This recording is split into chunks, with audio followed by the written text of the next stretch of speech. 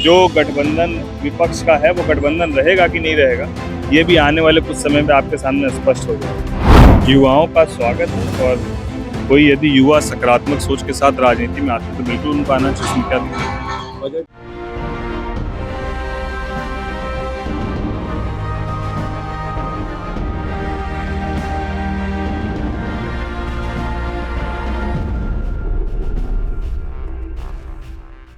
दिल्ली विधानसभा चुनाव के बाद से बिहार की राजनीतिक गतिविधियां एक नया मोड़ ले चुकी है, जहां दिल्ली में आम आदमी पार्टी यानी कि आप और कांग्रेस के बीच अलग अलग चुनाव लड़ने का फैसला उनके लिए हानिकारक साबित हुआ।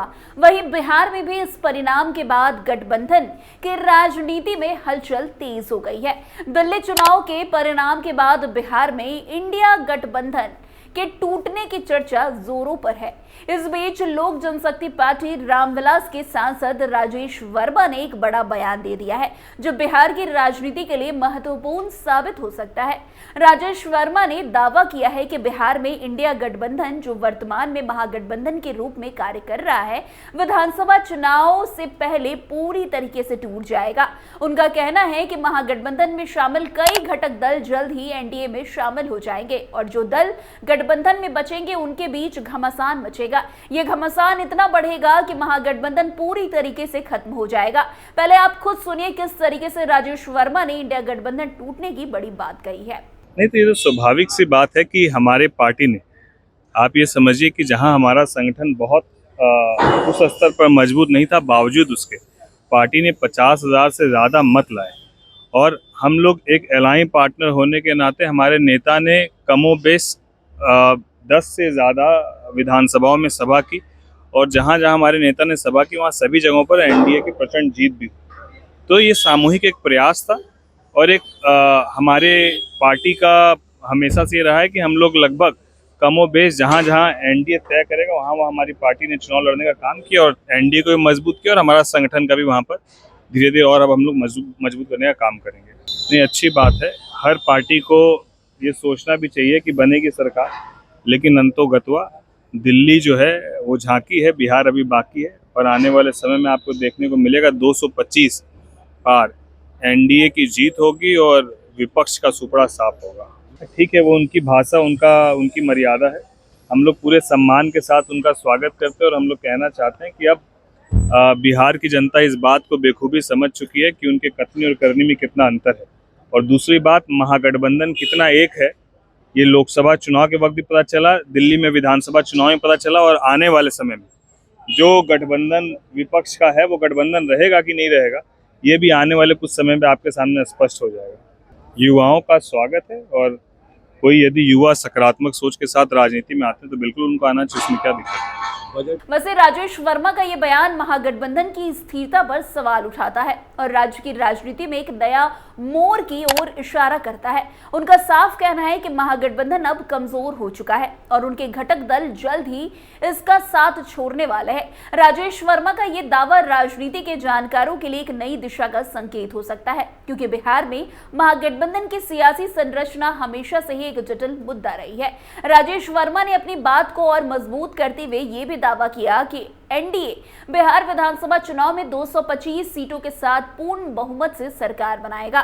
उनका कहना है कि महागठबंधन में अब वो ताकत नहीं रही जो पहले हुआ करती थी। उन्होंने ये भी बताया कि गठबंधन में शामिल कई दलों की स्थिति अब कमजोर हो चुकी है और चुनाव के पहले जो है ये दल एनडीए में शामिल हो जाएंगे। उनके अनुसार महागठबंधन के घटक दलों के टूटने और एनडीए के बढ़ते प्रभाव के साथ बिहार की राजनीति में बदलाव आने की पूरी संभावना है। वैसे राजेश वर्मा का ये बयान राजनीतिक तौर पर काफी महत्वपूर्ण है, क्योंकि आगामी विधानसभा चुनाव के लिए गठबंधन की दिशा को प्रभावित कर सकता है। यदि एनडीए सचमुच 225 सीटों तक पहुंचने में सफल होती है तो बिहार की राजनीति में ये एक बड़ी राजनीतिक हलचल मचा सकती है। ये स्थिति तेजस्वी यादव के नेतृत्व वाले महागठबंधन के लिए चुनौती हो सकती है, क्योंकि इससे उनकी सियासी ताकत पर जो है प्रतिकूल प्रभाव पड़ सकता है।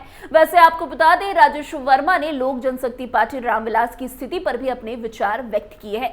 उनका साफ कहना है कि पार्टी दिल्ली में तेजी से अपनी पकड़ मजबूत कर रही है और पार्टी ने दिल्ली में 50,000 से अधिक वोट हासिल किए। उन्होंने ये भी कहा कि लोक जनशक्ति पार्टी रामविलास भविष्य में संगठन का विस्तार करने की योजना बना रही है ताकि पार्टी को और भी अधिक समर्थन प्राप्त हो सके।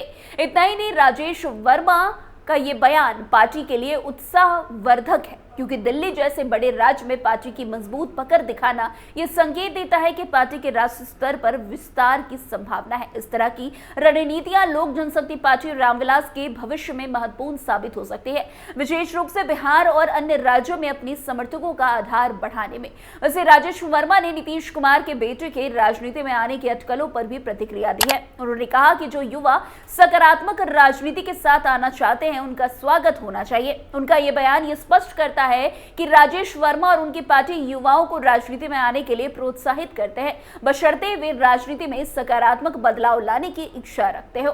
वैसे नीतीश कुमार के बेटे का राजनीति में कदम रखना एक महत्वपूर्ण घटनाक्रम हो सकता है और राजेश वर्मा का ये बयान ये दर्शाता है कि वे किसी भी युवा नेता को राजनीति में सकारात्मक योगदान देने का अवसर देने के पक्षधर है। बिहार की राजनीति में नीतीश कुमार की अहमियत को दिखाते हुए उनके बेटे के राजनीति में आने से राज्य की राजनीति में एक नया मोड़ आ सकता है और ये सवाल उठता है कि इस बदलाव का महागठबंधन और एनडीए पर क्या असर पड़ेगा।